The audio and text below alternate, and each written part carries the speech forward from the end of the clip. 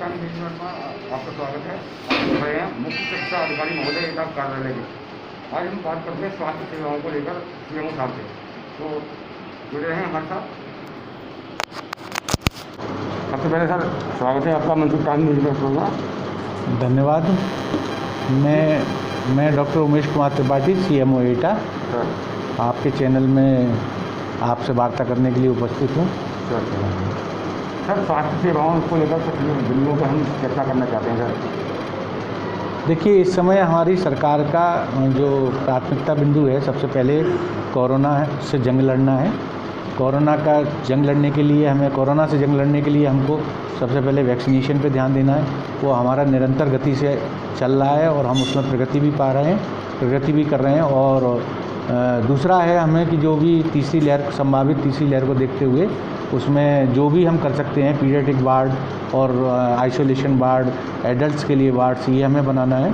और तीसरा काम है हमें जनता में जागरूक करना, जो आप सभी पर चैनल के माध्यम से और कई और भी कार्यक्रम चल रहे हैं जिनके माध्यम से, जैसे कल एक मुस्कान एक्सप्रेस निकाली है, उसमें गांव-गांव में जाके जहां टीकाकरण कम है उन गाँव में वो टीकाकरण के बारे में जागरूक करेगी लोगों को। तो जनता को जागरूक करना है और लोगों को ये भी बताना है कि मास्क लगा के रहें और डिस्टेंसिंग मेंटेन करके रहें। इसलिए पहला प्राथमिकता हमारी कोरोना से है। सर बहुत धन्यवाद सर। इसके अलावा सर मैं समझता है सर शहर में प्रतिबंधित क्लिनिक चल रहे हैं सर, जो आपके साथ संज्ञान में हों या ना हो, वो सर प्रतिबंधित क्लिनिक चल रहे हैं, वो भी उनके खिलाफ मुकदमा दर्ज हो चुके हैं पहले से, और वो क्लिनिक आज पूरी तरह से संचालित है। क्या मामला है?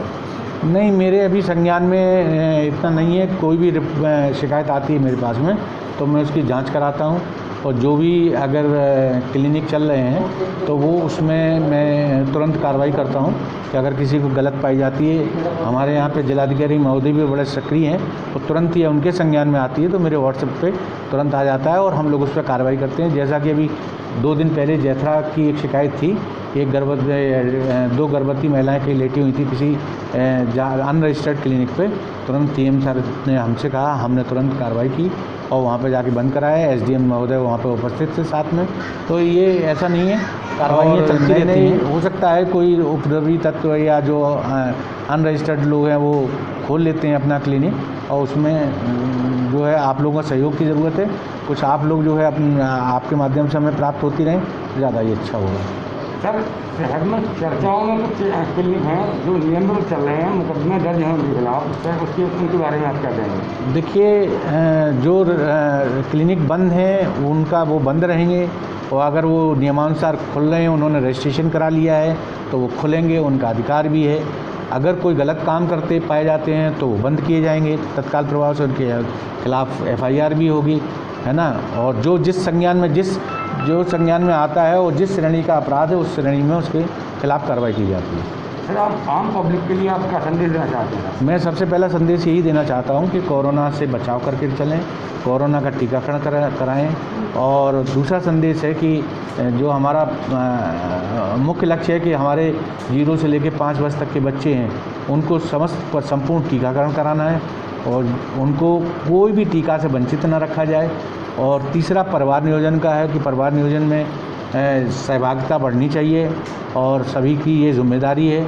चौथा है कि आयुष्मान कार्ड का, कि आप लोगों के माध्यम से जनता में जो भी 2011 की लिस्ट है उसमें आयुष्मान कार्ड बनवाएं, जिससे कि उन गरीब लोगों को जो उस सरकारी योजना का लाभ मिल सके। स्वास्थ्य सेवाएं कहाँ से लिया, उपचार कहाँ से लिया जाए, इस तरह जनता के लिए संदेश दिए? उसमें सबसे पहले हम ये चाहते हैं कि हमारे जो 50,000 की आबादी पे गांव में प्राथमिक स्वास्थ्य केंद्र है ना। हर ग्राम सभा में लगभग ग्राम सभा 5,000 की आबादी पे हमारा उपकेंद्र है। उसके बाद में 1.5 लाख की आबादी पे हमारा स्वास्थ्य केंद्र है, CSC है, सामुदायिक स्वास्थ्य केंद्र, फिर जिला अस्पताल है। तो अगर जिस लेवल की जो भी परेशानी है, पहले अपनी ANM आशा बहन जी से मिले, वहाँ से उनको पता लग जाएगा कि किस लेवल का इलाज कहाँ पे होगा, किस मर्ज का इलाज, तो वहाँ पे सीधे पहुँचा जाए। अगर वो सामुदायिक स्वास्थ्य केंद्र की बीमारी है तो उस स्तर की बीमारी है तो वहाँ पहुँचा जाएगा। अगर जिला स्तर की बीमारी है तो जिला स्तर पर पहुँचे, यही मैं जनता से कहना चाहता हूँ। सर जनपद में सर कई जगह देखने को मिल रहा है कि वो केंद्र सर खोले भी नहीं जाते, काफ़ी लंबे समय से बंद पड़े हुए हैं। नहीं, आपका कहना सही है, इस पर मैं कार्रवाई कर रहा हूँ, देख रहा हूँ कि उपकेंद्र, चूँकि इस समय टीकाकरण का अभियान चल रहा है, 7 दिन कार्यक्रम चल रहे हैं, एएनएम हमारी लगी रहती है। अभी हम कल मेगा अभियान चलाने जा रहे हैं, कोविड टीकाकरण। ऐसी इस तरह से जब हम कर्मचारी को कहीं दूसरी जगह लगा देते हैं तो उस परिस्थिति में उस उपकेंद्र पे उसका जाना थोड़ा सा दिक्कत वाला काम हो जाता है। तो इसलिए हो सकता है कि कुछ समय से नहीं खुले हों, क्योंकि पहले लॉकडाउन रहा और फिर उसके बाद में कर्मचारी ने टीकाकरण में बहुत सहभागिता जताई है, खूब काफ़ी योगदान रहा उन लोगों का। तो उस वजह से हो सकता है कि अभी ना हो, लेकिन इसमें मैं देखूंगा पूरा। तो ये थे हमारे जनपद एटा के मुख्य चिकित्सा अधिकारी। तो बने रहिए हमारे साथ, क्योंकि अगली बार मनसुख टाइम्स आएगा आपके द्वार। नमस्कार, जय हिंद, जय भारत।